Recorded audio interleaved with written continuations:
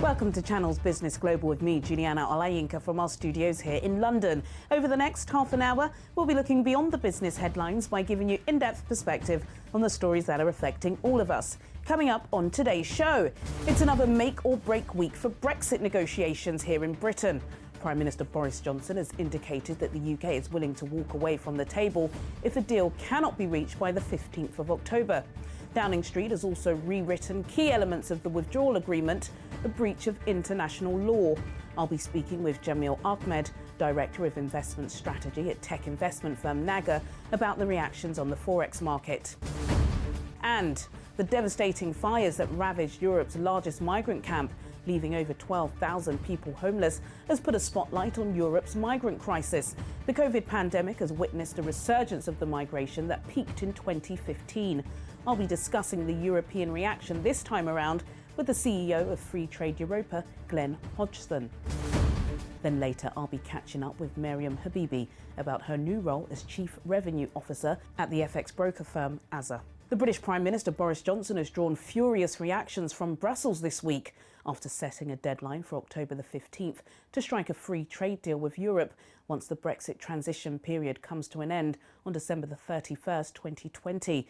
The acrimony later intensified after Britain announced draft legislation, now known as the Internal Market Bill, that explicitly acknowledges some of its provisions would break international law and potentially undermine devolution of the four nations. European Commission President Ursula von der Leyen tweeted, "Very concerned about announcements from the British government on its intentions to breach the withdrawal agreement. This would break international law and undermines trust. Pacta sunt servanda, the equal to the foundation of prosperous future relations." And then this tweet from European Council President Charles Michel. "The withdrawal agreement was concluded and ratified by both sides. It has to be applied in full.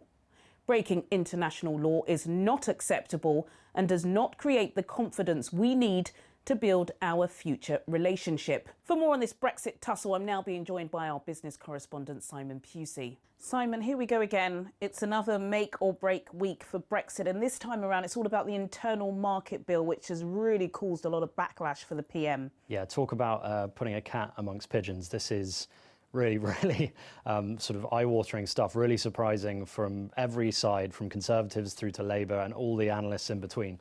So according to the government, this bill is designed to protect jobs and trade within the UK after the transition period for leaving the EU at the end of this year.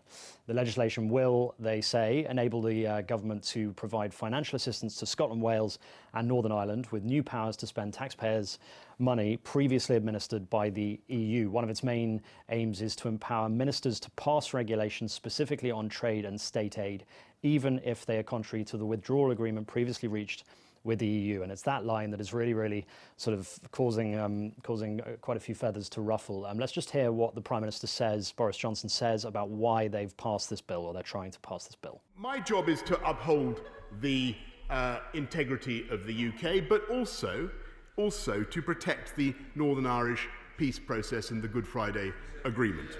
And to do that, we need a legal safety net to protect our country against extreme or irrational interpretations of the protocol, which could lead to a border down the Irish Sea in a way that I believe, and I think members around the House believe, would be prejudicial to the interests of the Good Friday Agreement and prejudicial to the interests of peace in our country. And that has to be our priority. So let's analyse that, because what he just said sounds very sensible from a British perspective. It's going to, protect British jobs, interests and trade, and it sounds very sort of Trumpian, this kind of like America first. This is Britain now. We've left the EU. We've got to be protecting ourselves, looking at ourselves, not worrying about anyone else. But this is basically a fantasy version of what he hoped he'd have passed first time around. So when he declared in October that this trade agreement, this agreement with the EU, this withdrawal agreement is great for Britain and British interests, actually, months later, almost a year later, he's going back on that and trying to, what he says is sort of reanalyze the bill that's been passed. But then in the House of Commons, an MP clarified that this is breaking international law. And then you've got a Conservative sitting a few seats behind him going like, what? You just said that. We're breaking the law. And now there's a lot of people saying, oh, well, I might break a few laws in a very limited and specific way. Pretty serious, isn't it? It's huge. And the controversy around this is massive. So let's start with, just the response from UK politicians. So David Melding, member of the Welsh Conservatives, he's resigned over this. So Roger Gale, an English Conservative MP, has called on the Justice Secretary Robert Buckland to resign over this. But the international response matters far more, right? Nancy Pelosi, Speaker of the House in the United States, says if Britain pushes this through, there will be no trade agreement with the US, right? So that's just that off the table. And that's the thing that Boris Johnson and the Conservatives were always saying. Once we leave the EU, we can sign these big trade agreements with Australia and America. And the US have said, if you do this, no, you're not. You've basically passed a law and you're then breaking international laws and you're going back on. And trust is a huge thing. So there's, the one thing is about sort of looking after UK interests. But then if you're breaking international law and going back on trust, it's like, who's going to trust the UK signing anything in the future? And the EU, obviously, this is to do with the EU. They say that just by tabling this internal market bill, the UK has already broken the withdrawal agreement. So Brussels are actually already planning legal action that could lead to trade and economic sanctions. So this is huge. Who knows if it'll be another U-turn? But from all sides, people are really trying to work out what the hell's going on. And a trade deal with the EU now seems a very long way away because there seems to be a complete breakdown in trust. A trade deal with the EU already looked unlikely and looked like there'd been very little progress. But this seems to be another nail in the coffin. And from the government perspective, they're saying this will only happen if there isn't a trade deal. And they're still confident that there is. But just the message it sends out is that Britain can't be trusted if you're going to pass an accord with a bloc like the EU and then go back on it and renege on it. It's quite hard to win that trust back. So obviously we'll be watching out what happens here. But at the moment, it's some fairly extraordinary stuff. Goodness me, Simon. I suspect we'll be talking about this next week. Definitely. Thank you. Staying with Brexit, the pound fell sharply on fears of a no-deal exit and following the news that the government's legal department head quit in disagreement with a plan to overwrite parts of the withdrawal agreement treaty. I'm now being joined by Jamil Ahmed, Director of Investment Strategy at tech investment firm Naga, about the reactions on the Forex market. Jamil Ahmed, always a pleasure to have you on the show. We've got to start with sterling. It hit a 6-month low this week as Brexit talks intensify. Your reaction, please.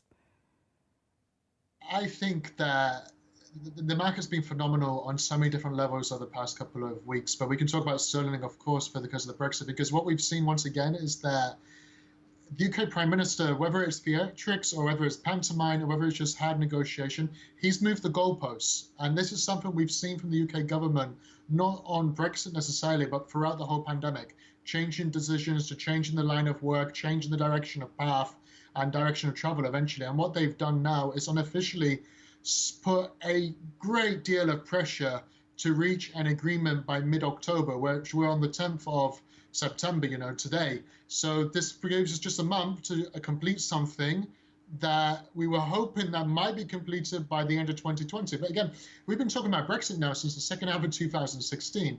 It's like a bad bit of something you just can't get off. It's a stain on your shirt that just won't go away.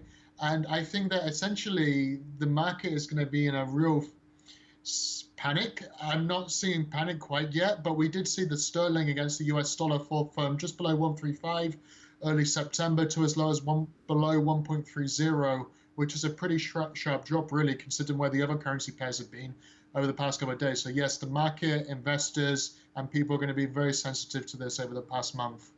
Absolutely. There have been some pretty disparaging comments said about the sterling, quite notably from an economist at Bank of America. He's not the only one. There have been several, but he said that sterling's behaving like an emerging market currency. There was another that said that it shouldn't be a G5 or G7 currency. Are those fair statements or harsh? They're harsh statements, but what it is, Brexit and sterling sensitivity is like, spike, here we go again, and then it's a bit quiet, and then we go again. And it's like the stain you just can't get off your shirt. That really is what Brexit has been to the pound. Generally, when the pound moves in one direction, it kind of shoots there very quickly and then it stabilizes. So this is where the connotation comes that it's like an emerging market currency, which every once in a while you might see a spike and then things quieten down. There's a small correction. But sterling is going to be up and down, up and down, up and down against so many of its counterparts over the next month. That's if this really is now the deadline. It's unofficial deadline. But again, this UK government, and I don't mean to be too political, it's changed the goalposts so much throughout the past couple of months. Again, with the pandemic handling, how it's handled other issues. So we don't know which course of action is going to be really the direction of travel. Jamil Ahmed, Director of Investment Strategy at NAGA. Always a pleasure to have you on the show. Thank you. To other news now, and thousands of migrants have been left homeless following a devastating fire at the Moria camp on the Greek island of Lesbos, home to more than 12,000 people. Government officials have declared a state of emergency, and so far there have been no reported casualties. The COVID pandemic has witnessed a resurgence of the migration that peaked in 2015 after German Chancellor Angela Merkel famously opened her borders to over 1 million migrants. For more on the latest European response, I'm being joined by CEO of Free Trade Europa, Glenn Hodgson in Stockholm. Glenn Hodgson, it's always a pleasure to have you on the show. I've just been showing our viewers the devastating pictures that have been coming out of the Lesbos migrant camp, and it's really put into the spotlight again Europe's migrant crisis. In 2015, German Chancellor Angela Merkel quite famously said she would take in over 1 million migrants. She did. It appears to have paid off 5 years later, but she came under lots of scrutiny, didn't she, at the time? Yeah, absolutely. And I think we're seeing this a real change in the sea change in where we are at the moment. Governments are really clearly changing from a kind of facilitating migration viewpoint, much more towards control, border management, and locking down national frontiers. And I think with the onset and the continued COVID-19 crisis, we're going to see these restrictions in place long after the current pandemic has passed, sadly. You will be speaking with the International Centre for Migration Policy Development on migration and the platform economy. Can you tell us a little bit about some of the areas you are wishing to address?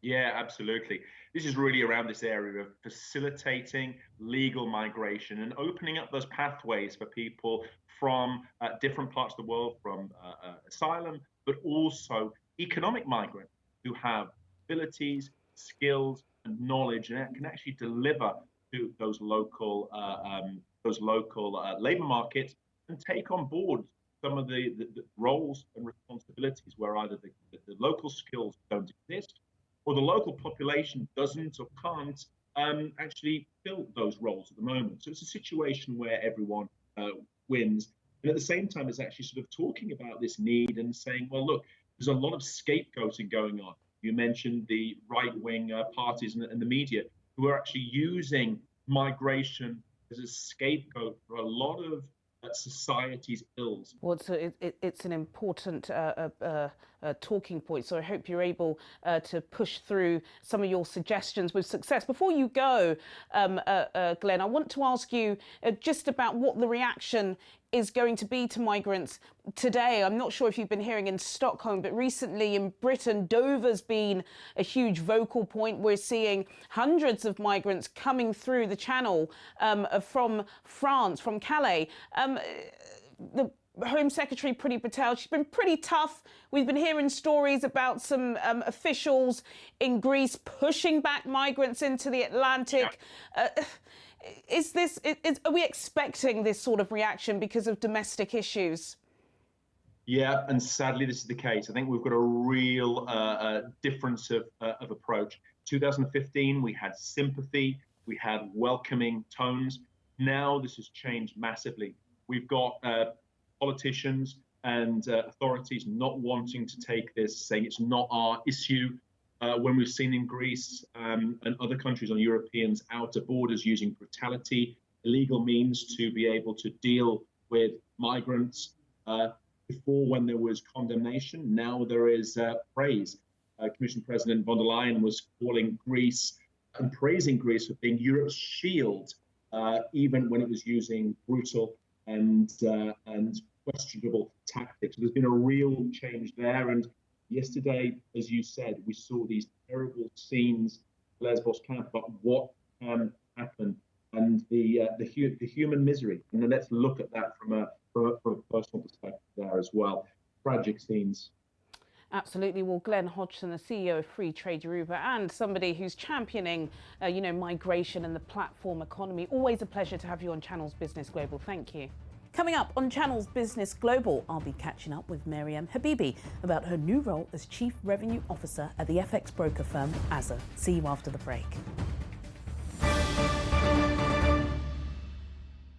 Welcome back to Channels Business Global with me, Juliana Olayinka, from our studios here in London. In a moment, I'll be speaking with Maryam Habibi of the FX broker firm AZA. But before then, here's some company news for you. EasyJet has warned it expects to operate a weaker flight programme than hoped for in the coming months because of a series of coronavirus pressures. The no-frills airline said it had to focus on profitable flying as the wider industry bids to recover from the COVID-19 lockdown that has resulted in thousands of job losses to date. The company also called on the government to implement targeted support for the sector through measures including air passenger duty cuts and more predictable quarantine operations.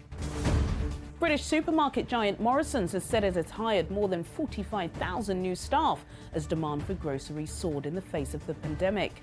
The chain also reported an 8.7% rise in sales for the first half of the year, fuel excluded, but profits slipped by 25.3% as it also spent money refitting stores in response to coronavirus.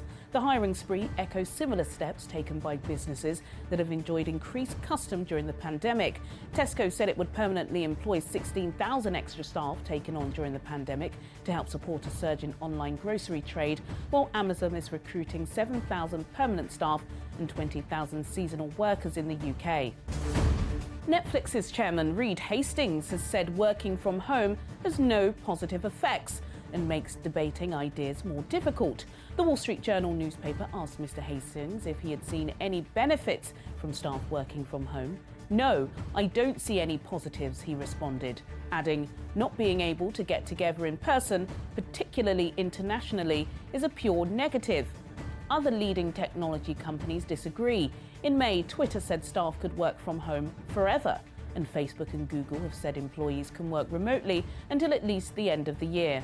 Now over to our next topic. Africa's fragmented and complex payment ecosystems often leave consumers and businesses struggling with slow, costly and unreliable ways of moving money. But AZA, Africa's largest non-bank currency broker, has evolved the process of African transactions through the use of the dollar, creating a direct market for currency pairs across the continent. The firm has recently announced the appointment of Maryam Habibi to lead the Sub-Saharan Africa strategy, and she joins me now.